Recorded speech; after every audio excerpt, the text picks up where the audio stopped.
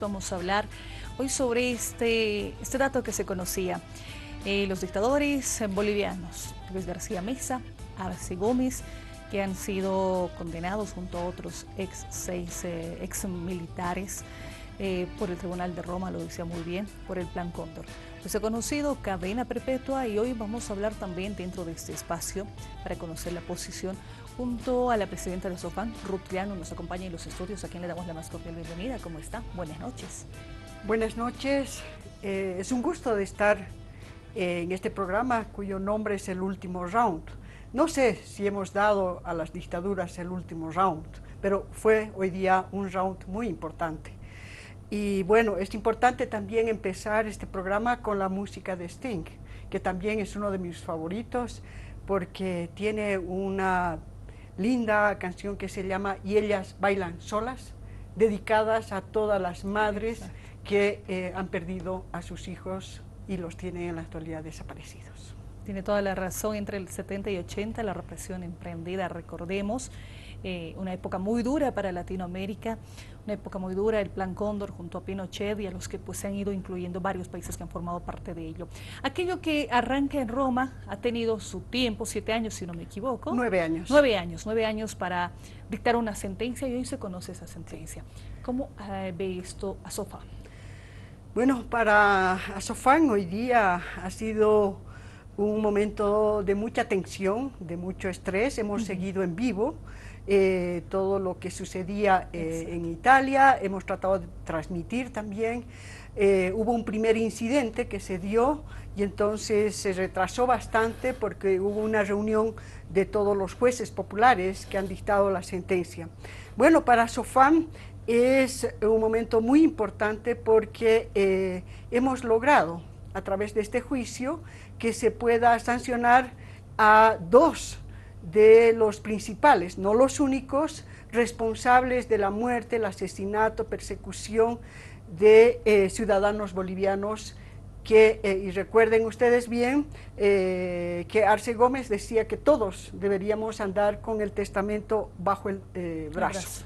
Bueno, hubo un juicio en Bolivia, ellos fueron sentenciados a 30 años sin derecho a indulto, pero ahora, después de 9 años, ellos han sido juntamente los principales responsables. Es bastante temprano para analizar todo el contenido de la sentencia. Tenemos como ASOFAN, vamos a poner también a disposición la sentencia completa, claro, está en italiano y con mucha jerga jurídica, pero la vamos a poner a disposición para ver todas las fundamentaciones que han tomado los jueces para establecer esta sentencia. Lo importante es señalar de que es un hecho histórico.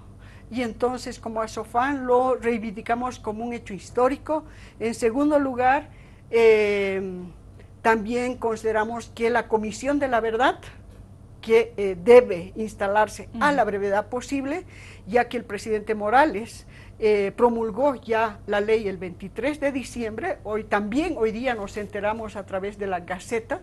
Entonces, en ese sentido, esta comisión tiene que conformar un equipo especial para investigar a otros responsables materiales e intelectuales del Plan Cóndor, porque en Bolivia nunca se ha investigado este accionar del Plan Cóndor. Y entonces, por lo tanto, esta Comisión de la Verdad tiene una enorme tarea por delante.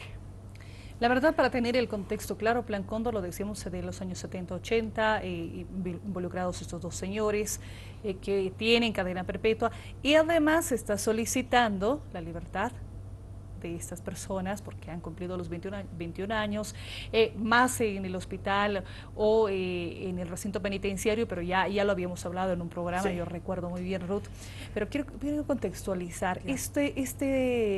Este proceso, este tribunal se da por la muerte de 20 personas ítalo-latinoamericanas. Sí. Acá, ya en el periodo de la dictadura, vamos a otro tema, pero tenemos la dictadura también acá, después del golpe de Estado a Lidia Gayler, 400 muertes, 4.000, 5.000 detenidos, desaparecidos. O sea, estamos hablando de tomar en cuenta estos datos, como nuestra memoria histórica, pero también de ser muy conscientes cómo se está procediendo y aquellos puntos que se tienen pendientes, como es la Comisión de la Verdad, como son estos aspectos que ustedes han ido haciendo fuerza durante todo este tiempo. O sea, que no se pierdan los elementos, por eso le digo. Sí. En el tema de contexto es importante señalar de que Asofan ha sido parte civil aceptada en Roma.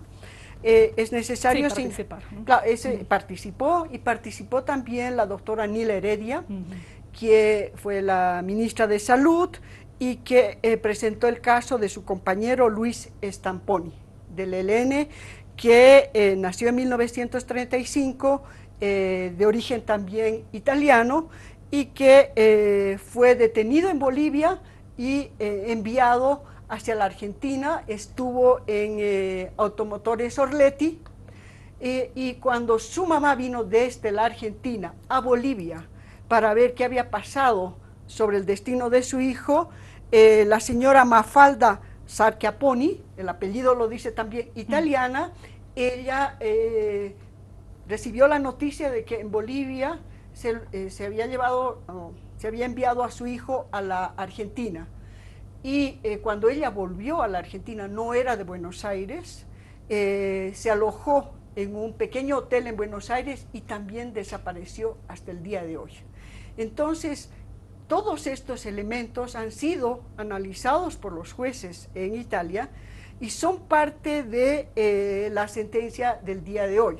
Ahora, la sentencia que se ha dado es sobre todo a los principales responsables, porque hay una parte de lo que sucedió el día de hoy que significa también la absolución de algunos militares uruguayos. Fue muy dura la situación que vivieron los familiares uruguayos hoy día, porque ellos esperaban también que hubiese la sentencia para todos los militares uruguayos. Solamente se sentenció a cadena perpetua al ex canciller de la dictadura, Blanco. Entonces, en ese sentido, este proceso que llevó 9 años culminó en un momento en el que, fuera de los estados en los que se desarrollaron los crímenes, ¿no?, se pudo investigar, juzgar y sentenciar a militares de Bolivia, del Perú, de Chile, y un exfuncionario uruguayo por los delitos de lesa humanidad que cometieron en las dictaduras. A tomar en cuenta estos datos, en instantes vamos también con la consulta en Santa Cruz, tenemos la consulta también en Cochabamba. Permítame una más sobre estos elementos. ¿Qué significa en este contexto? Sabemos que estamos siendo muy a priori de repente, porque se tiene que analizar y todo aquello. La situación de García Meza, tomando en cuenta que hace poco pedía su libertad condicional, le decía, aquello se había negado por algunos elementos y observaciones que no eran el fondo, sino elementos ya superficiales, y luego vemos al abogado Frank Campero que dice, no, hasta el 2025, marzo del 2025, que tendría que tener los 30 años sin derecho a indulto, y recién empezar a marcar el otro. O sea, ¿cómo se enlazan estos temas? Bueno, jurídicamente, García Meza entonces en este momento tiene 2 sentencias. La sentencia que se dio en Bolivia, que es 30 años sin derecho a indulto. Termina el 2025. El 2025, exacto. Pero además sentencia que no la cumple, porque la sentencia dice que debe cumplirse en Chonchocoro. Bolivia tiene que hacer que se cumpla esto, y García Meza debería volver a Chonchocoro y cumplir su sentencia, porque ha pasado, sabemos todos, más de la mitad del tiempo de su sentencia en una suite de lujo de Cosmil. Ahora, entonces tiene esta sentencia que sí, la tiene que cumplir en Bolivia, pero si pide y si lograra hipotéticamente el salir con una libertad condicional, sigue en vigencia la otra sentencia. Por lo tanto, inmediatamente Italia tendría que pedir su extradición, y Bolivia, cumpliendo las normas internacionales que ha suscrito y que establecen que los crímenes de lesa humanidad no prescriben, debería acceder a que inmediatamente que él pusiese los pies fuera de su lugar de reclusión, ser enviado a Italia. Muy bien. Vamos con la consulta también con Sandra Elías desde Santa Cruz. Sandra. Claro que sí, señora Ruth, muy buenas noches, un gusto tenerla con nosotros. Sandra Elías la saluda desde Santa Cruz. Bueno, ya que estamos hablando específicamente de este tema, me gustaría conocer cuál es su opinión o qué opinión le merece el comentario que da el abogado del señor García Meza después de conocer este fallo, indicando que lo han tomado con la mayor tranquilidad porque ellos ya esperaban un fallo así y que van a demostrar de que el ex militar nunca formó parte del Plan Cóndor porque la Embajada de Estados Unidos no existía en ese momento y la CIA tampoco trabajaba en nuestro país. ¿Cuál es su opinión con relación a estas declaraciones del abogado? Bueno, creo que lo primero que habría que aconsejarle es que lea la historia y que vea también todos los elementos que tenemos en Azofán que muestran que sí, que García Meza estuvo implicado en el Plan Cóndor. Y le doy un nombre.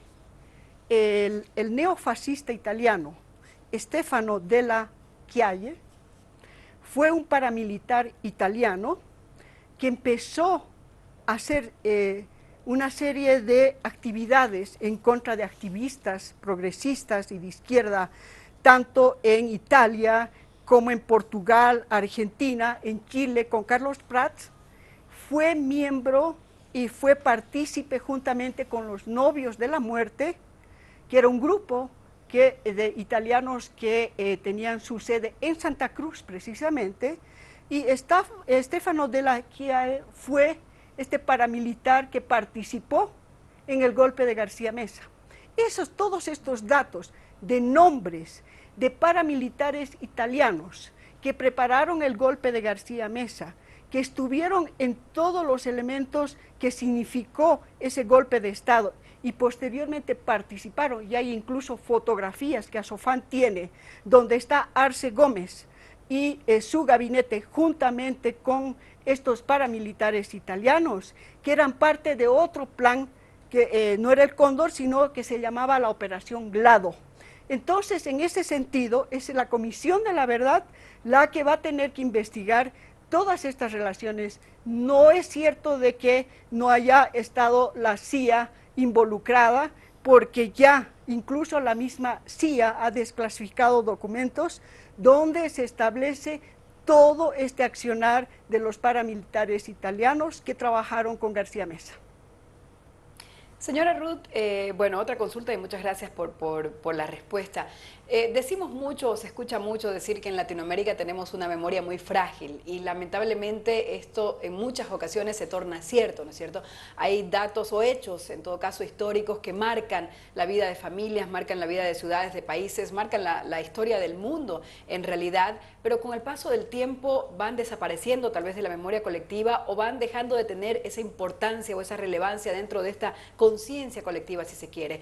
En mi caso, por ejemplo, yo nací en el año 80, los recuerdos que yo tengo de la dictadura son prestados, son recuerdos que escuché de mis padres, tal vez de mis abuelos, de tíos, es decir, son recuerdos que los tengo porque los he escuchado tantas veces que pareciera que los he vivido. Sin embargo, nuevas generaciones, al dejar de ser un tema ya tan vigente, en esa época lo era aún cuando yo era niña, y es por eso que se escuchaba y era recurrente. Sin embargo, estas generaciones, las nuevas generaciones, no escuchan hablar de la dictadura, no conocen a fondo estos temas. Yo quisiera que usted con la experiencia que tiene sobre este tema, una experiencia de vida, ¿no es cierto?, pueda refrescarnos la memoria y pueda decirnos por qué es tan importante este tema, por qué no se puede olvidar este tema, por qué este hecho se convierte en un hecho histórico, o por qué a ustedes les emociona tal vez, o les alegra, o les mueve sentimientos, no sé. Refrésquenos por favor la memoria, sobre todo, como le decía, para estas nuevas generaciones que no tienen o no le han dado tal vez la importancia necesaria al tema de la dictadura. Bueno, creo que este programa es una parte de hacer un proceso de refrescar memoria. Es muy difícil poder resumir todo lo que las familias bolivianas vivimos en las dictaduras. Debemos señalar de que, de acuerdo a los datos que tiene Azofán, los primeros desaparecidos y perseguidos son del año 64, donde hay 4 casos de desaparecidos. Es en la dictadura de Banzer, que duró 7 años, donde se dieron la mayor cantidad de casos de desaparición forzada, persecución y ejecuciones extrajudiciales, y con la última dictadura, que fue la de García Meza, también se dieron una serie de atropellos a los derechos fundamentales de los y las bolivianas. Es necesario señalar de que en todo ese periodo se vivía lo que eran las dictaduras, que significaba que no teníamos ninguna posibilidad de caminar, que había el toque de queda. Muchas veces nos preguntan los jóvenes qué quiere decir un toque de queda, porque nunca han vivido. Quería decir que desde las 9 de la noche hasta las 6 de la mañana no se podía circular, y si uno circulaba o salía o iba a una fiesta, era detenido, era llevado a un cuartel. También en ese periodo también nefasto se prohibieron las organizaciones sindicales, políticas, y se tomaron a las universidades. Debemos recordar que incluso en las dictaduras tuvimos rectores militares. También las organizaciones como la COP, la Federación de Mineros, fueron también puestas en la clandestinidad. Al mismo tiempo, los medios de comunicación, en todos los datos que se tiene de la dictadura de Banzer, hay muchos medios que fueron perseguidos, periodistas que fueron exiliados, que fueron encarcelados. Entonces, el exilio, la prisión, la tortura y las ejecuciones extrajudiciales era una moneda corriente que utilizaban para amedrentar a nombre de lo que se llamaba, y decía Banzer, orden, paz y trabajo, que significaba muerte, falta de libertad y persecución. No se podían emitir ideas, y todas las organizaciones que luchaban por la recuperación de la democracia eran perseguidas.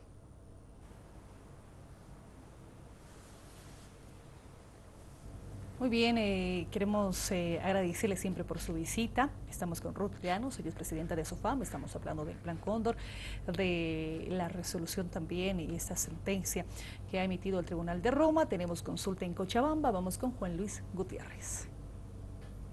Gracias, Gabriela. Un saludo a la señora Ruth y agradecerle también por su visita a los estudios de Avia Yala en La Paz. Señora Ruth, me gustaría, siguiendo la invitación de Sandra de refrescarnos la memoria sobre estos acontecimientos. Usted mencionaba que todavía no se han hecho investigaciones sobre el Plan Cóndor en Bolivia. Me gustaría que por favor nos aclare cuáles son las investigaciones que se deberían llevar adelante, por qué Luis García Meza y Luis Arce Gómez hoy están en la cárcel. Bueno, hubiésemos querido que en este momento de sentencia hubiese sido hace algunos años atrás, porque hubiésemos querido que Banzer hubiese sido juzgado y sentenciado. Lastimosamente, por lo que ustedes planteaban en su pregunta anterior, la desmemoria, la falta de conocimiento hizo que Banzer fuese presidente con el voto de los ciudadanos. Ese es el producto de la desmemoria. Ahora, en segundo lugar, es necesario señalar que hay que investigar el tema de lo que fue el Plan Cóndor, porque en el caso de García Meza tuvimos un gobierno que fue corto, pero muy nefasto, que estuvo involucrado con el narcotráfico, que fue corrupto. Cuando los 6 años que se hicieron en el juicio a García Meza y la sentencia que se dio en Sucre, sentenció por 8 grupos de delitos: el asalto a la Central Obrera Boliviana, la muerte y desaparición de Marcelo Quiroga Santa Cruz, Gualberto Vega, que murió también en la COP.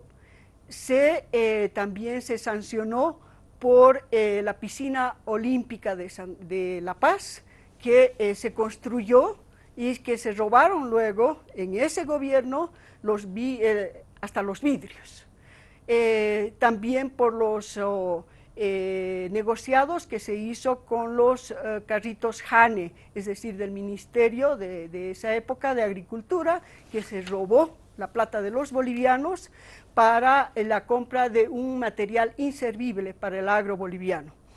Y también se sancionó, y hemos recordado precisamente este domingo 15 de enero, el 36 aniversario de la masacre de la calle Harrington, donde mi esposo fue asesinado, y masacre en la que Arce Gómez, García Meza y otros involucrados hicieron una persecución a un grupo de patriotas bolivianos que buscaban la democracia en Bolivia y que fueron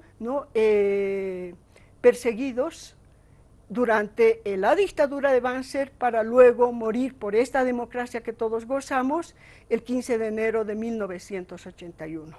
Entonces, en ese sentido, si bien se logró una sentencia en ese momento, ahora surgen nuevos elementos y en ASOFAN hemos recibido visitas de personas que señalan que en el caso de la calle Harrington vieron, por ejemplo, a otras personas y reconocieron quiénes son. Es el caso específico de una mujer que en este momento es periodista en Estados Unidos y que son estas personas las que darán su testimonio en la Comisión de la Verdad para realmente terminar de investigar y sancionar a todos los responsables de esa masacre. También estuvo García Meza involucrado en la venta de los diarios del Che. Entonces, hay una serie de elementos en ese gobierno que tienen que ver con el Plan Cóndor, pero al mismo tiempo con una serie de actos que tienen que ver con corrupción. Y en el caso de Arce Gómez, recordemos de que estuvo preso en Estados Unidos por el tema del narcotráfico. Señora Ruth, además me gustaría preguntarle, justamente tocando el tema de la Comisión de la Verdad, y recordará usted que en noviembre también se ha dado la desclasificación de los pasaportes diplomáticos por parte de la Cancillería para continuar las investigaciones sobre la época de las dictaduras. Me gustaría saber, ASOFAM, qué trabajo está haciendo en la Comisión de la Verdad, qué es lo que va a hacer en la Comisión de la Verdad y qué es lo que va a hacer también en este proceso de desclasificación de pasaportes diplomáticos. ASOFAM, desde su creación, pidió una comisión de la verdad. En el gobierno del doctor Siles, a los 18 días que tomó el Palacio, tomó juramento, creó la primera comisión de toda América Latina, ya que estamos haciendo un proceso de memoria. Es el doctor Siles que creó la primera comisión de búsqueda de ciudadanos desaparecidos. Posteriormente hubo otras comisiones legislativas que no lograron su cometido y también se creó un consejo de búsqueda de desaparecidos que tampoco logró encontrar a los ciudadanos desaparecidos en Bolivia. Entonces, lo que ASOFAM ha hecho es trabajar con otras organizaciones en ponerse de acuerdo en una comisión de la verdad. La ministra Velasco hace 2 años, en una audiencia que hubo en Washington, señaló de que debería ser una ley consensuada. Hemos trabajado las distintas organizaciones en esta ley, fue aprobada con modificaciones, no es una ley como hubiésemos querido, pero bueno, se aprobó en diputados, en senadores, y este 23 de diciembre ha sido promulgada. Ahora, ASOFAM lo que pide es que el presidente elija a los 5 comisionados que van a integrar esta comisión, de las sugerencias, de los planteamientos que hagamos las organizaciones que hemos trabajado tantos años en la búsqueda de la verdad y la memoria, y que sean las mejores personas idóneas.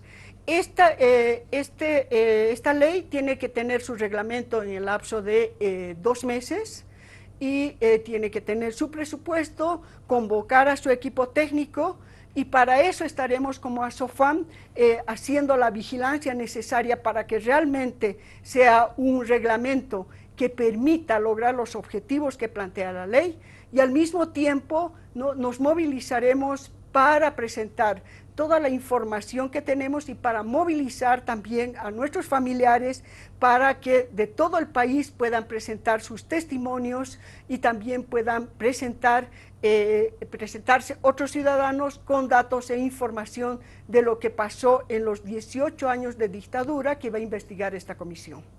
Señora Ruth, yo le iba a hacer una consulta, pero ya la plantea, no era precisamente a propósito de la ley de la Comisión de la Verdad que tanto les ha costado, lucha de todos los familiares, de las víctimas de las dictaduras, incluso de esos 18 años.